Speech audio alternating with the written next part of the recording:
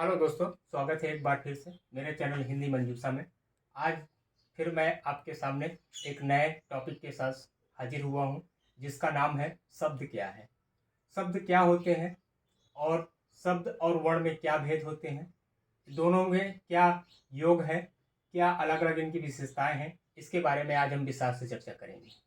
अगर हम शब्दों की बात करते हैं तो हम देखते हैं कि वर्णों के सार्थक योग को शब्द कहते हैं।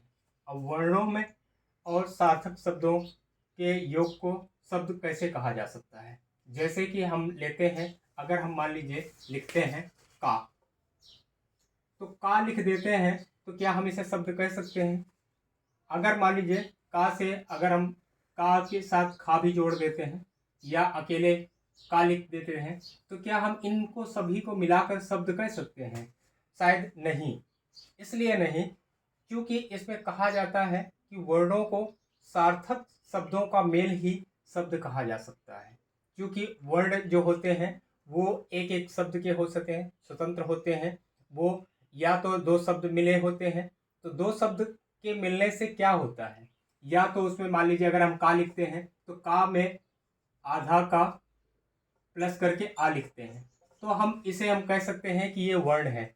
लेकिन क्या हम इसे शब्द बोल सकते हैं? इसे हम शब्द नहीं कह सकते। इसीलिए ये कहा गया है, इसकी जो परिभाषा बनाई गई है कि वर्णों के सार्थक योग को ही शब्द कह सकते हैं। अब अगर इसके सार्थक योगों की बात आती है, तो वर्ण और शब्द में क्या भेद है। वर्ण उसे कह सकते हैं जो कि एक स्वतंत्र रूप से बोला जाता है, जिसमें किसी प्रकार का योग नहीं होता है, उसे हम वर्ण कह सकते हैं। दूसरी तरफ शब्द हम उन शब्दों को कह सकते हैं या उन वर्णों के मेल को कह सकते हैं जिसमें एक अपना एक अर्थ निकलता है, जिसकी एक अपनी एक परिभाषा होती है, जिस आधार पर हम कह सकते हैं। अगर हम मान लीजिए यहाँ पर माँ लिख दें और यहाँ पर रा लिख दें, तो यहाँ पर इसका कोई मेल नहीं है। क्यों? क्योंकि ये आपका माँ अलग है और रा अलग है। इस आधार पर अगर हम कहेंगे तो ये दोनों वर्ण कहे जाएंगे, ना कि शब्द कहे जाएंगे। अगर हम मान लीजिए इसी को अगर मिला देते हैं तो तो ये एक शब्द बन जाता है। इसी आधार पर अगर हम बात करते हैं तो वर्ण और शब्द के दोनों भेद अलग अलग हो जाते हैं।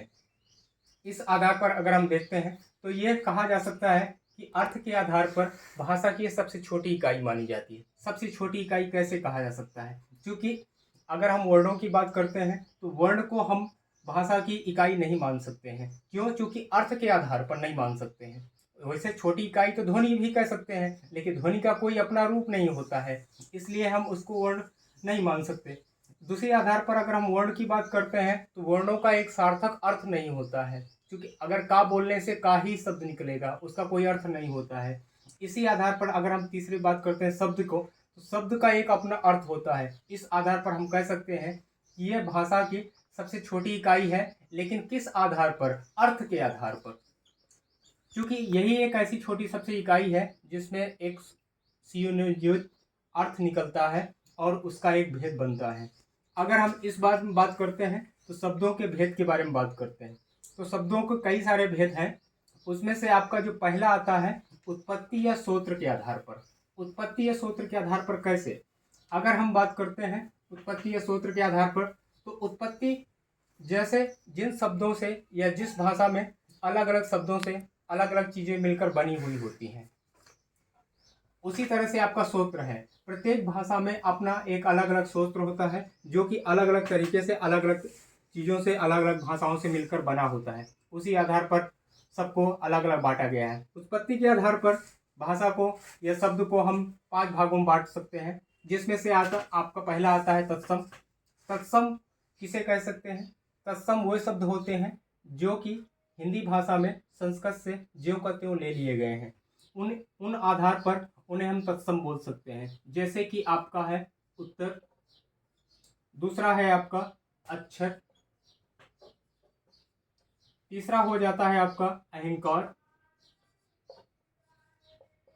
चौथा आपका हो जाता है पक्ष, पांचवा आपका होता है कृष्ण, छठा अगर मान लिए हम तो पशु होता है। ये शब्द जो है वो तत्सम है। तत्सम अर्थात संस्कृत से जो शब्द ज्यों के त्यों हिंदी भाषा में ग्रहण कर लिए गए हैं। उन्हें हम तत्सम शब्द कह सकते हैं। उसी आधार पर दूसरा शब्द आपका जो आता है उसे हम देशज शब्द कहते हैं। देशज शब्द क्या होते हैं? देशज शब्द उन शब्दों को कहा जा सकता है जो कि किसी भाषा में ज्यों का त्यों या देसी रूप में अपना लिया जाता है। जैसे हमारे यहाँ बहुत सारे शब्द बोले जाते हैं जिनका कोई अपना अलग से किसी दूसरी भाषा से कोई प्रयोग नहीं होता है और इसी आधार पर अपने ही रूप में उसे ग्रहण कर लिया गया है। हिंदी का शब्द भंडार विकसित करने के लिए अलग अलग शब्दों को ले लिया गया है। देशज शब्द में अगर हम बात करते हैं तो देशज शब्द जो आप होता है उसमें आपका ये होता है कि जैसे लोटा है आपका, दूसरा है आपका कटोरा है, तीसरा अगर हम लेते हैं तो खिचड़ी हो गया जैसे, चौथा अगर हम लेते हैं तो खिड़की हो गया, पांचवा अगर हम लेते हैं पगड़ी है जैसे, छठा है आपका जूता हो गया। ये शब्द जो है वो किसी भाषा से नहीं लिए गए हैं, अर्थात हमारे देसी रूप में हमारे कई सारी बोलियों से मिलकर जो शब्द अलग अलग भाषाओं से अलग अलग बोलियों से लेकर हिंदी भाषा में इसको शब्द भंडार में विकसित किया गया है और आज भी ये धड़ाधड़ यूज किए जाते हैं। उसी आधार पर अगर हम बात करते हैं तद्भव की, तद्भव उस शब्द को कहते हैं जो कि किसी भाषा में या किसी अन्य शब्दों के या अन्य किसी भाषाओं के माध्यम से इसमें ले लिया जाता है और लेने के बाद इसको हिंदी भाषा में विकसित किया गया है। तद्भव भाषा में अलग अलग शब्द होते हैं, जैसे कई सारे भाषाएं हैं, मराठी है, गुजराती है, तमिल, मलयालम है, तेलुगु है। ये शब्द हैं जो कि अलग अलग रूप में यहाँ पर प्रयोग किए जाते हैं।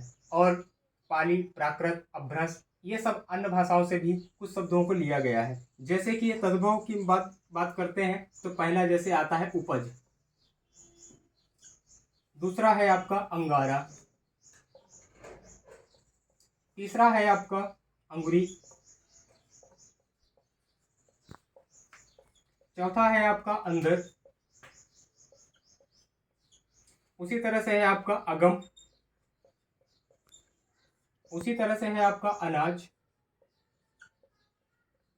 ये कुछ शब्द हैं जो कि हिंदी भाषा में दूसरी भाषाओं से लिए गए हैं, या तो पाली से लिए गए या प्राकृत से लिए गए या किसी अन्य भाषाओं से लिए गए हैं।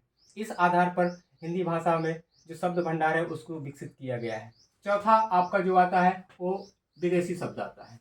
अब विदेशी शब्द क्या होता है? विदेशी शब्द उस शब्द को कहते हैं जो कि किसी दूसरी भाषा से लिए गए हैं। जैसे कि हम जानते हैं कि हमारे देश में सबसे पहले मुस्लिमों का शासक था, वहाँ पर उनकी राजभाषा की जो भाषा थी वो आपका अरबी और फारसी थी। उसी आधार पर बहुत सारे शब्द ले लिए गए हैं। जैसे कि हम लेते हैं दुकान, अखबार,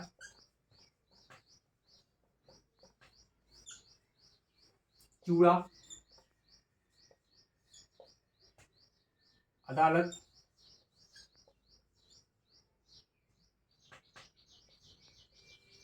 ये कुछ शब्द ऐसे हैं जो कि विदेशी शब्द हैं या विदेशी शब्द से लिए गए हैं। जैसे अंग्रेजी से कुछ शब्द ले लिए गए हैं, जैसे हो गया आपका डॉक्टर, इंजीनियर, प्रोफेसर। ये कुछ ऐसे शब्द हैं जो कि विदेशी शब्द माने जाते हैं और इसी तरह से ये सब हिंदी में आकर आज इन्हीं के इसी रूप में अपना लिया गया है।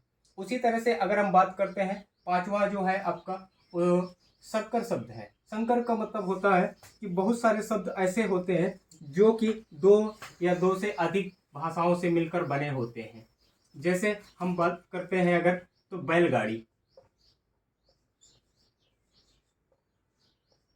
बैलगाड़ी। अब ये जो बैल है वो हिंदी शब्द है और गाड़ी जो है वो फारसी शब्द है। उसी तरह से जैसे हम कहते हैं रेलगाड़ी।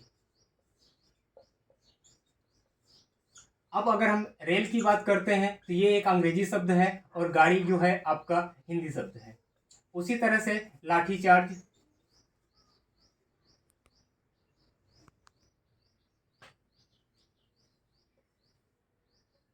लाठीचार्ज,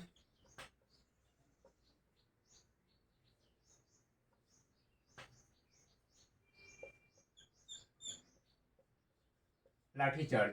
तो अगर लाठी हम शब्द लेते हैं तो हिंदी शब्द है, और चार्ज जो है जो आपका अंग्रेजी शब्द है। इस आधार पर अगर हम कह सकते हैं कि हिंदी को कई सारे भाषाओं से लेकर कई सारे शब्दों को लेकर समायोजित किया गया है, जिसका शब्द भंडार आज रोज का रोज विकसित किया जा रहा है।